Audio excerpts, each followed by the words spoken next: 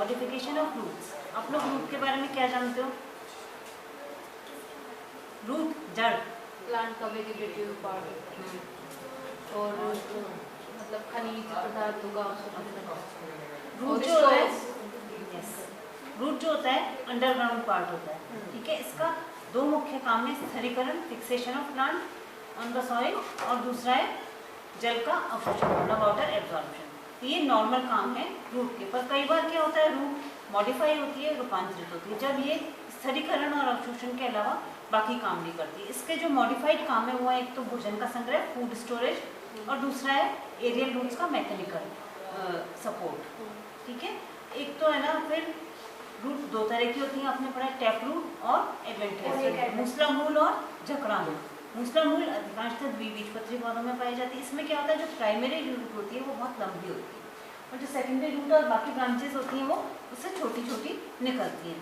जो adventitious root होती है, जैसे कि आप गेहूं वगैरह का कभी पौधा उखाड़ते देखो मोनोकॉट्स में, तो उसमें एक ही पॉइंट से बहुत सारी रूट्स निकलती हैं, तो उनको कहते हैं झकड़ा मूल या एडवेंटियस रूट। ये वही नॉर्मल तरह के रूट। और जब उनके मॉडिफिकेशंस होते हैं तो टैप रूट भी और एडवेंटियस रूट भी, दोनों रूट मॉडिफाई होकर फूड स्टोरेज का भी काम करती है। और एरियल रूट्स, एरियल रूट्स कौन सी होती है?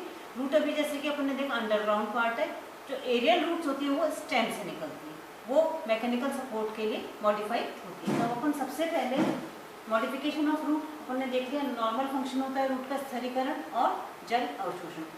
जब वो मॉडिफाई होती हैं तो वो अंडरग्राउंड भी हो सकती है और एरियल भी हो सकती है। ये अंडरग्राउंड रूट मॉडिफिकेशन अभी आपने देखा, टैप रूट और एडवेंटियस रूट दोनों ही रूट्स में रूपांतरण होते हैं और वो स्टोरेज और वेजिटेटिव प्रोपगेशन का काम है। अब टैप रूट जो होती है कुछ प्लांट्स में भोजन संचय का या रिजर्व फूड रिजर्वेशन का काम करती है। ये मॉडिफाई होके 5 तरह की बनती है, फ्यूजिफॉर्म, नेपिफॉर्म, कोनिकल, ट्यूबेरस और न्यूमेटोफोर्स। फ्यूजिफॉर्म रूट क्या होती है? जैसे कि आप सबने मूली देखी है, तो फ्यूजिफॉर्म रूट का एग्जांपल है रेडिश या मूली। ये मॉडिफाइड टैप रूट है। इसमें जो प्राइमरी रूट होती है वो फूल जाती है, बीच में ये ज़्यादा फूली हुई होती है, ऊपर और नीचे टैपरिंग होती है। तो इसका फ्यूजिफॉर्म टाइप का स्ट्रक्चर बन जाता है और इसका एग्जांपल है रेडिश। दूसरी है नेपिफॉर्म, जैसे कि शलगम और चुकंदर आप सबने देखी होगी। इसमें जो इसका अपर पार्ट होता है वो बहुत ज़्यादा फूला हुआ होता है, नीचे एकदम से पतला हो जाता है, ऐसे इसको कहते हैं नेपिफॉर्म रूट। कोनिकल, गाजर देखी है सबने, इसमें अपर पार्ट चौड़ा होता है, नीचे एकदम शंकु तिकोने आकार में छोटा होता चला जाता है। रेडिश, बीटरूट और कैरेट इसके एग्जांपल है। ये कोनिकल हो गई, वो भी नेपिफॉर्म। फिर ट्यूबरस रूट, मिराबिलिस डाल का एक प्लांट होता है, फोड़ोक्लॉक प्लांट जिसको कहते हैं। इसमें रूट थिक और फ्लैशी होती है, मतलब इसकी फूड स्टोरेज के लिए थिक तो हो जाती है पर इसका कोई निश्चित आकार या आकृति नहीं होती। न्यूमेटोफोर्स जो होती हैं वो नेगेटिवली जियोट्रोपिक रूट्स होती हैं, जो कि हेलोफाइट्स में मिलती हैं। इनके बारे में अपन अधिक इसमें पढ़ेंगे। फिर ये था टैप रूट के मॉडिफिकेशन। दूसरे हैं एडवेंटियस रूट के या झकड़ा मूल के मॉडिफिकेशन किस प्रकार से होते। सबसे पहले tuberous root, ipomoea, sweet potato या शकरकंदी। इसमें एक एक रूट नीचे निकलती है और वो फूल के फूड स्टोरेज का काम करती है। दूसरी है ढेलिया या फेसिकुलेटेड रूट। इसमें एक पॉइंट से बहुत सारी रूट निकलती है और एक गुच्छा बनाती है और फूड स्टोरेज का काम करती है। ये देखो फेसिकुलेटेड, एक साथ बहुत सारी रूट निकल रही है, इसमें एक एक रूट निकल रही है और उसका कोई डेफिनेट शेप नहीं है। शकरकंदी और ये डेलिया के प्लांट की है कि एक पॉइंट से बहुत सारी रूट निकली और सबने फूड स्टोरेज का काम किया। फिर ये भी है नोड्यूलस रूट, मोनिडिफॉर्म रूट और एन्यूलेटेड रूट। ये इसके और एग्जांपल है, जैसे कि हल्दी में क्या होता है, रूट्स के जो टिप होते हैं वो फूल जाते हैं और फूड स्टोरेज का काम करते हैं। उसी तरह से मोमार्डिका या करेला में जो रूट होती है छोटे छोटे बीच बीच में मोतियों के समान स्ट्रक्चर दिखाई देते हैं, जहाँ की फूड का स्टोरेज होता है, जो कि बढ़ते हुए प्लांट के लिए आगे काम में आता है। फिर एन्यूलेटेड रूट, इसमें छोटे छोटे रिंग लाइक स्वेलिंग स्ट्रक्चर पाए जाते हैं। ये अभी आप डायग्राम में देखोगे समझ में आएगा। नोड्यूलस रूट ये हल्दी की, मोनिडिफॉर्म इसमें देखो छोटे छोटे बीड लाइक स्ट्रक्चर है, ये करेले की, और ये एन्यूलेटेड रूट इसमें बीच बीच में छोटे छोटे रिंग लाइक स्ट्रक्चर है। एरियल रूट मॉडिफिकेशन अभी तक अपन ने देखा था जो अंडरग्राउंड रूट थे उसके मॉडिफिकेशन। अब एरियल रूट कौन सी होती है? जो कि स्टेम से निकलती है। वायवीय भाग जो होता है ये दो तरह से के लिए मॉडिफाई होती है, मैकेनिकल सपोर्ट के लिए और अन्य फंक्शंस के लिए। मैकेनिकल सपोर्ट सबसे पहले मैकेनिकल सपोर्ट में आती है prop roots, stilt roots, climbing roots. उसी तरह से वाइटल फंक्शंस में थे haustoria, respiratory roots, floating roots और एपिफाइटिक रूट्स। प्रॉप रूट्स, बरगद आपने सबने देखा है, बरगद का पेड़, उसमें कितनी सारी जड़ें होती हैं, तो उसकी जो हॉरिजॉन्टल ब्रांचेस होती हैं, उनकी जो नोड्स होती हैं, उनसे रूट निकलती है नीचे की ओर लटकती है, धीरे धीरे ये बड़ी होती जाती है और ये प्लांट को सपोर्ट देने का काम करती है।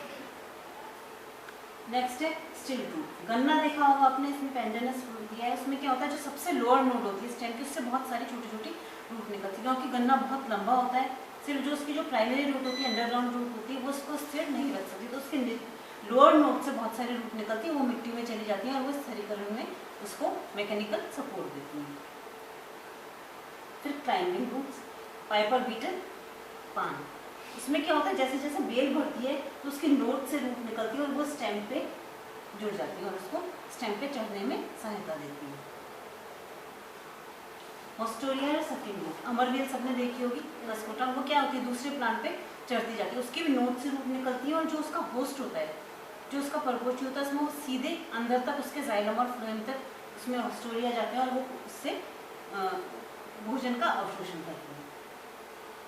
फिर रेस्पिरेटरी रूट, रेस्पिरेटरी रूट्स पाई जाती है हेलोफाइट्स में, जो दलदली जगह पे प्लांट्स पाए जाते हैं, जहाँ बहुत ज़्यादा मार्शी कंडीशंस होती हैं, जहाँ वाटर होता है, वहाँ क्या होता है नॉर्मल रूट्स इतना ज़्यादा वहाँ पे वाटर क्लॉगिंग होती है कि रेस्पिरेशन पॉसिबल नहीं है, तो ये जो रूट्स होती हैं ये नेगेटिवली जियोट्रॉपिक, इधर ऊपर आके नेगेटिवली जियोट्रॉपिक जमीन से बाहर निकलती हैं और रेस्पिरेशन का काम करती हैं।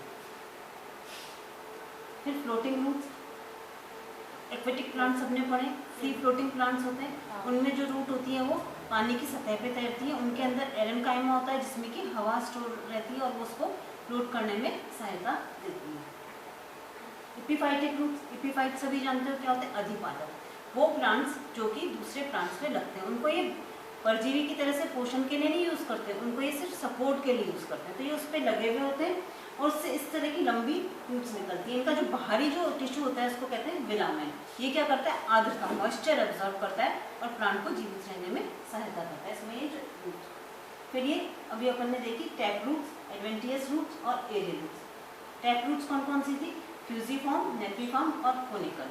फिर एडवेंटियस थी ट्यूबरस, फेसिकुलेटेड, नोड्यूलस, ओनिलिफॉर्म, एंड्यूलेटेड। फिर मैकेनिकल सपोर्ट के लिए प्रॉप रूट्स, बरगद में स्टिल्ट रूट्स जैसे कि पेंडेनस में है, और क्लाइंबिंग रूट्स बीटल में, ये मैंने उसमें भी बताया था, गन्ने में भी होती है स्टिल्ट रूट्स। सकिंग रूट्स कसकोटा अमरवेल में जो कि पोषण का अवशोषण करती है। रेस्पिरेटरी रूट्स न्यूमेटोफोर्स जो कि हेलोफिटिक कंडीशंस में पाई जाती है। फ्लोटिंग रूट्स फ्लोटिंग प्लांट्स में, एक्वेटिक प्लांट्स में पाई जाती है। एपिफाइटिक रूट्स अधिपादकों में पाई जाती है और आर्द्रता का अवशोषण होती है। ये सब है रूट के मॉडिफिकेशन, मतलब रूट अपने नॉर्मल फंक्शन से हट के बाकी काम करते हैं जिसमें कि फूड स्टोरेज और मैकेनिकल सपोर्ट है, और ये टैप रूट्स में भी पाया जाता है, एडवेंटियस रूट्स में भी पाया जाता है और एरियल रूट्स में भी पाया जाता है। बस अंदर